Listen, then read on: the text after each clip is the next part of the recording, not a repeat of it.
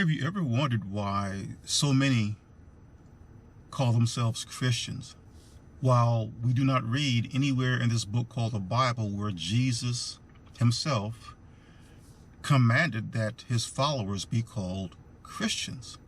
Now, I find this odd. Many years ago I didn't, because I assumed that was what he wanted his disciples to be called. The notion of questioning or challenging or even investigating that was something that never entered into my mind.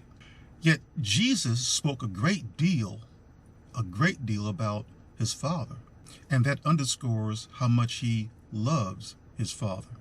Yet many Christians, if you listen to them, whether you're talking to them out here in public or if you observe them in these church groups or even on the YouTube space, they rarely mention the Father. They rarely mention the one that sent Jesus into the world of mankind. What you will hear coming out of their mouths is Jesus, Jesus, Jesus, the Bible, the Bible, the Bible, but they rarely mention the Father. The Apostle Paul wrote down at 1 Corinthians chapter 8, verse 6, "But as for us, there's but one God." And Paul identifies that God as being the Father. Then he goes on to say, "and one Lord." That's a uppercase L, lowercase ORD, and he identifies who that one Lord is, Jesus Christ. So one God the Father and one Lord, Jesus Christ.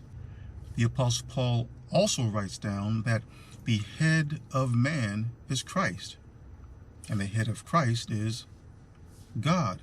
Yet, the creator of the heavens and the earth rarely gets any mention among the many who call themselves Christians.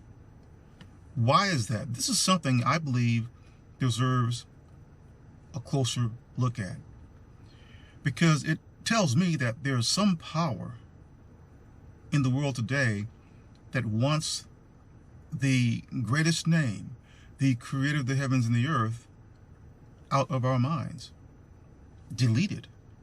And so the focus has been placed upon the Son, and many within Christianity makes the Son God. And by doing that, they deny the Father his exclusive and lofty position as the one God. And that's Antichrist. That's the spirit of Antichrist. The spirit of Antichrist denies both the Father and the Son. Now, I'll just explain to you how the Father is being denied, but how is the Son being denied? Well, the Son is being denied his exclusive position as the Word of God and the Son of God by making him God. So the spirit of Antichrist denies both the Father and the Son. Yet again, there are many who profess belief and faith in Jesus, but they rarely mention the one that sent him. This world has been so blinded and deceived by the adversary, Satan the devil. They have fashioned for themselves a Jesus Christ in the form of a man. And this is not something racial, this is factual, but as a white man. Look at how he's being and has been portrayed in art, film, and literature. The same way Adam and Eve have been and still are being portrayed in art, film, and literature. And angels as in the image of white people. Yet God created us all in a vast variety of colors.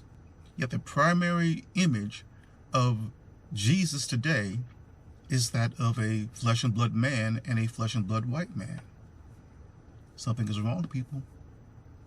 Jesus has ascended. So he is no longer flesh and blood, is he? So why is the world today visualizing and portraying him as someone who is flesh and blood? See, that's not spiritual, that's carnal. But Jesus never never commanded that his followers be called Christians. I challenge anyone to show me where Jesus commanded his followers to be called Christians. And I challenge anyone to show me, and I'm saying this in a lovingly way because this is about the truth and it's about education. That's very important. But show me where Jesus commanded his followers to be called Christians, and show me where his disciples called each other by that title. Show me. If you can show me, then I'll believe it and I'll call myself a Christian. But it's not there. I wouldn't make that statement if I hadn't already researched this. In fact, one will only find the expression Christian in the singular or in the plural twice, maybe 3 times in this book called the Bible. And in all of those instances, those who use the expression are those who are not followers of Christ, in referencing those who are followers of Christ. So someone else placed that title upon those who are followers of Christ. I believe that the expression Christians that was used back then by those who were not followers of Christ was a derogatory term because Christ's followers were not popular. That's like myself, a black man living in the United States. You know, there's a word, a very ugly word that's used a lot. It's the N-word. I didn't create that word. Someone else did.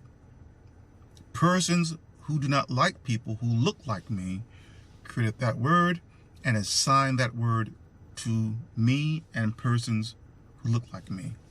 Likewise, long ago, the expression Christian or Christians was created by someone who did not like Christ's followers.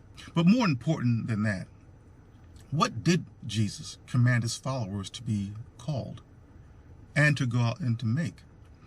Well, if one goes to Matthew chapter 28, beginning at verse 19 and 20, and read that, Jesus commands us to go. The word go is a command, to go out and make disciples. So we are to be called disciples of Christ, simply disciples, that's it. Nothing more, nothing less, no fancy titles such as Christians and all these many denominational titles that people assign to themselves. They're divisive. Jesus never commanded that. And again, I lovingly challenge anyone to show me where Jesus commanded his followers to be called Christians. And ask yourself, why are you taking upon yourselves a name and a title that Jesus never commanded? It is quite possible that such a title could be a mark upon you, that you are not a follower of Christ. Is it not an act of disobedience to Christ? If Christ commands us to be called and to be known as his disciples and to go out and to make disciples, and we disobediently take upon ourselves a title or titles that he didn't assign or command us, then that becomes a mark upon that person or persons that they are not followers of Christ. You see, a mark or a blemish placed upon a sheep is like what many farmers or cattlemen do today. They brand their cattle to identify that those cattle belong to them. That's a mark. So we take upon ourselves a blemish or a mark that stamps us as this and as that, a Christian or a Jehovah's Witness or a Seventh-day Adventist or a Mormon or whatever. Those are markings upon us.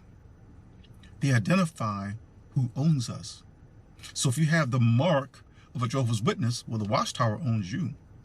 I know this better than most, having been in that organization for nearly 30 years as a devout Jehovah's Witness. So I know that. Or if one takes upon the mark of a Mormon or a Seventh-day Adventist, those marks or those blemishes identify you, who your owners are. The mark of a Catholic, a mark of a Lutheran. I prefer to have the mark of a disciple of Christ that identifies my owner as being Christ Jesus, and I'm being obedient to him. Now, I do know that a lot of the things that I say, they're controversial and they're not easy to hear. But the truth will not be popular in this world, and the truth is not popular in this world. In fact, the truth, when it is taught and spoken, is going to agitate. It's going to shake things up as if by earthquake. The truth is going to make persons feel uncomfortable.